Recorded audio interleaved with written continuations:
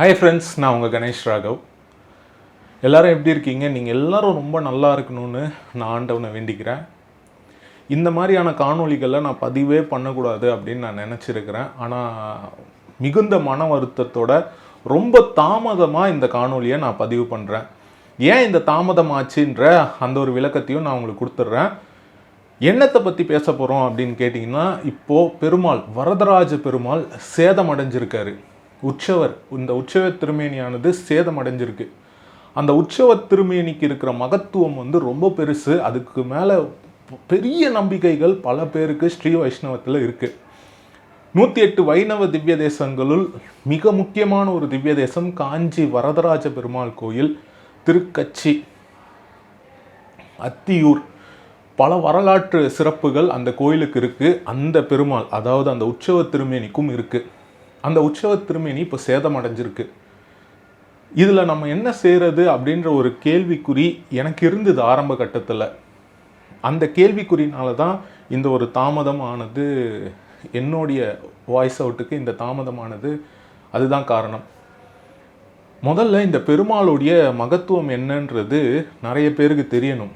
ஏன்னா இந்த ஒரு விஷயம்ன்றது ஒரு முக்கியத்துவமாக கருதப்படாததுனால நிறைய பேர் இதை பற்றி பேசலை. இதை சாதாரணமாக கடந்து போயிட்டாங்க. இது ஒரு பெரிய விஷயமாகவே பல பேருக்கு தெரியல. என்ன அப்படின்னு கேட்டிங்கன்னா, இந்த வரதராஜ பெருமாள் பிரம்மாவுடைய யாகத்திலிருந்து தோன்றியவர், அந்த வேள்வியிலிருந்து தோன்றியவர் அப்படின்ற ஒரு புராண நம்பிக்கையானது இருக்குது.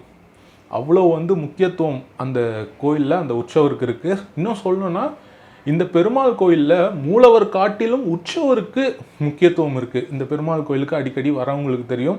எடுத்துக்காட்டுக்கு சொல்லணும்னா, இந்த கோயிலானது ஒரு கட்டுமலை கோயில் அப்படின்னு சொல்லலாம்.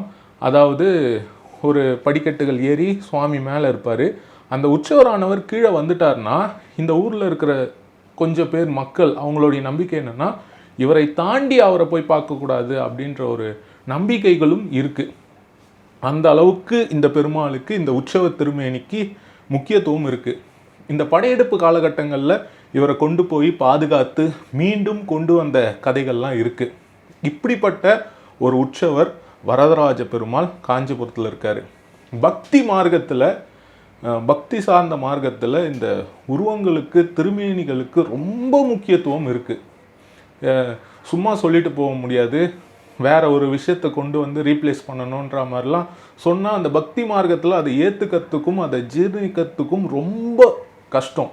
அதிலும் இந்த பெருமாள், இந்த வரதராஜ பெருமாளை அனுபவிக்கிறவங்க, ரசிக்கிறவங்க, இவரை நண்பனாக ஏற்றுக்கிறவங்க, இவரை ஒரு உற்ற துணையாக ஏற்றுக்கிட்டவங்க நிறைய பேர், நிறைய மக்கள். நானும் அதில் ஒருத்தன். அப்படி இருந்தும் என்னுடைய இந்த வாய்ஸ் அவுட்ன்றது கொஞ்சம் தாமதமாக வந்திருக்கு. ஏன்னா எனக்கும் சில அறியாமைகள் இருந்தது.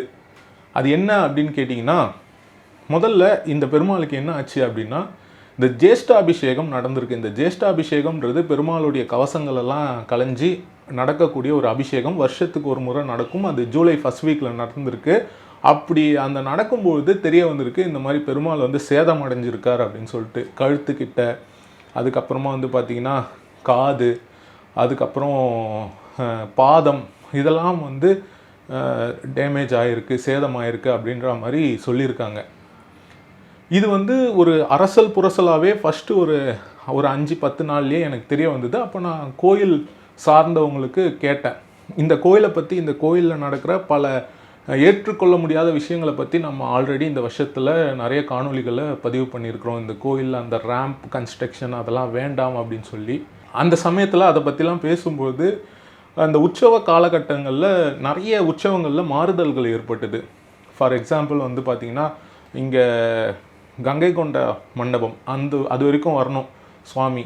ஒரு சில நாட்கள் சுவாமி அப்படியே திரும்பிட்டார். அதை பற்றிலாம் பல கேள்விகள் இருந்தது. அதை பற்றிலாம் கேட்டு அதுக்கான விளக்கத்தை கேட்கறதுக்காக நாங்கள் இந்த கண்டென்ட் கிரியேட்டர்ஸ் எல்லாம் சேர்ந்து கோயிலில் போய் பேசி, அவங்க இதுக்கப்புறம் கோயில் சார்ந்து ஒரு விளக்கங்கள் உங்களுக்கு வேணும்னா எங்ககிட்ட கேளுங்கன்னு சொல்லி ஒரு வாட்ஸ்அப் குரூப்லாம் நம்ம உருவாக்கி அதில் நம்ம இந்த பிரச்சனை பற்றியும் கேட்டோம். அப்போது அதில் என்ன சொன்னாங்கன்னா, இந்த மாதிரியான பெருமாள் திருமேனியில் அசௌகரியங்கள் ஏற்பட்டிருக்கு, அது சரி செய்யறதுக்காக அனுமதிக்காக நாங்கள் அனுமதி கேட்டிருக்கிறோம்.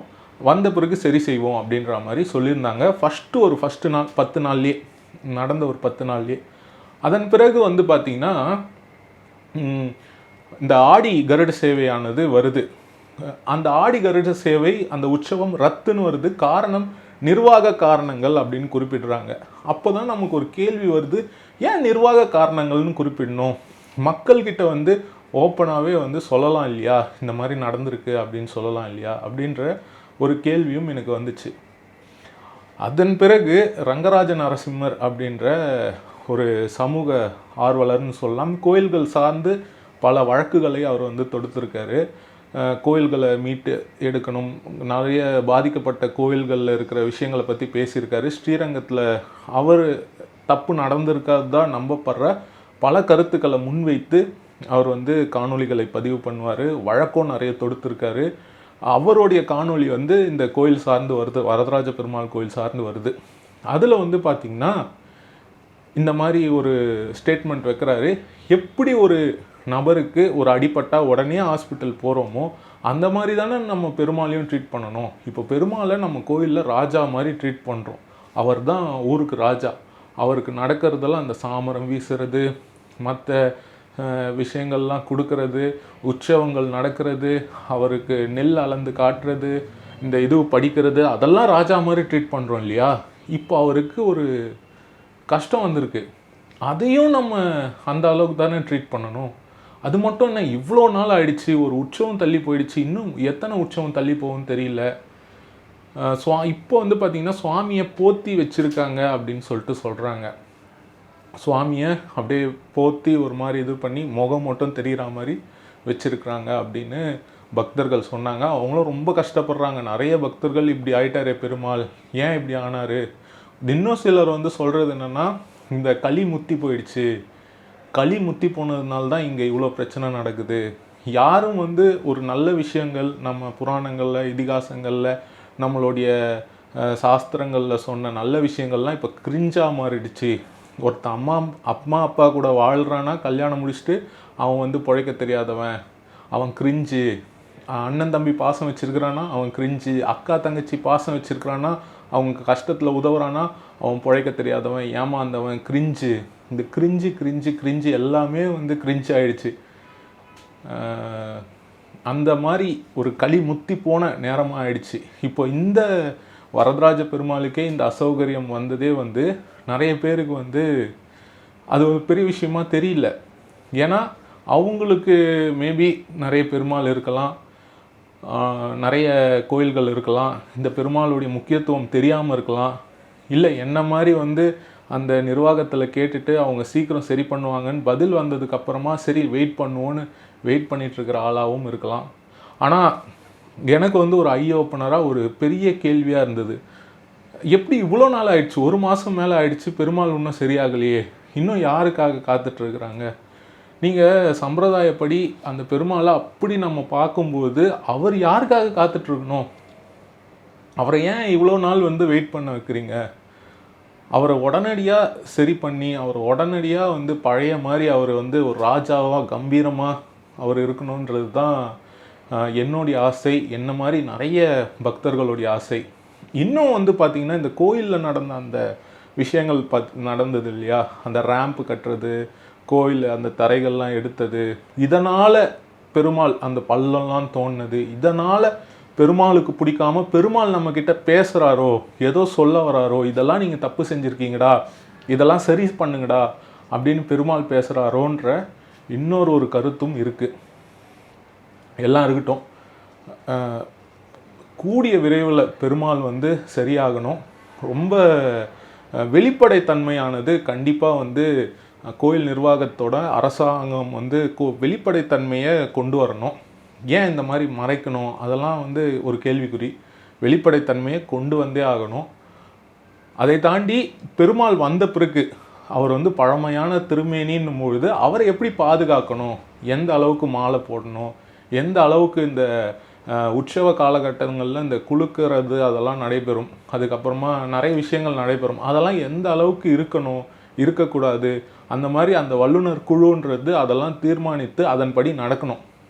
அப்போ தான் வந்து நம்ம இன்னும் காலங்காலத்துக்கு நம் காலங்களை தாண்டி இந்த பெருமாள் நிலைச்சி இருப்பார். அந்த சம்பிரதாயம்ன்றது நிலச்சி போகும். கண்டிப்பாக உருவ வழிபாடுன்றது பக்தி மார்க்கத்தில் ரொம்ப ரொம்ப முக்கியமானது அப்படின்னு நான் நினைப்பேன். நம்ம நம்ம வந்து தானாக நம்மளுடைய உடலை உக்காந்துருக்கும் போது தானாக எந்திரிச்சிட்டோன்னு வச்சுக்கோங்க, பிரச்சனை இல்லை. ஆனால் எந்திரிக்க முடியாதவன் கையை ஊனி தான் எந்திரிப்பான். ஸோ அந்த கை ரொம்ப முக்கியமானது. அந்த கை மாதிரி தான் பக்தி மார்க்கத்தில் அந்த திருமேனிகள். ஸோ இதை வந்து முக்கியமாக வந்து எல்லாருமே கருதணும். சுவாமி வரதராஜ பெருமாள், வரதர், காஞ்சியின் ராஜா, அவ்வளோ மக்கள் வந்து இந்த கருட சேவைக்கு வருவாங்க, தேருக்கு வருவாங்க. ஆனால் அந்த மக்கள்லாம் இந்த விஷயம் தெரியுமா தெரியாதா, என்ன ஆச்சு அவங்களுக்கு, தெரிஞ்சால் என்ன ஆக்ஷன் எடுப்பாங்க, அவங்களுக்கு இது கஷ்டமாக இருக்கா, அது கூட தெரியல எனக்கு.